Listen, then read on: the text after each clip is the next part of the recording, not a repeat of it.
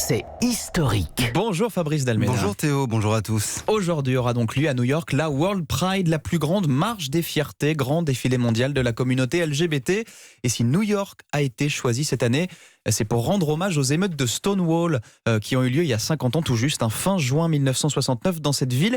De quoi est-ce que l'on parle exactement ? En 1969, aux États-Unis, les homosexuels étaient encore pourchassés. À New York, dans leur quartier d'élection, Greenwich Village, ils se retrouvaient le soir dans des bars, des cinémas. Or, la police ne cessait d'y faire des descentes, de procéder à des arrestations, à des tracasseries, allant parfois jusqu'à des violences physiques. Jusqu'à ce samedi, 28 juin 1969, à 1h20 du matin, quand 2 inspecteurs et 6 policiers en uniforme entrent dans le seul bar qui accueillait volontiers des lesbiennes, des gays, des travestis noirs et portoricains, le Stonewall Inn.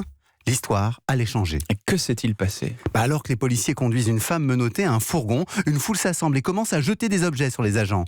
La pression est si forte que les policiers doivent s'enfermer dans le bar de peur d'être lynchés.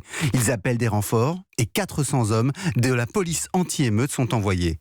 Mais déjà, l'agitation a gagné, elle durera 3 jours. Les jeunes garçons des rues, les travestis sont durement réprimés avec de nombreuses arrestations. Mais grâce à cette mobilisation, le mouvement gay entre en politique.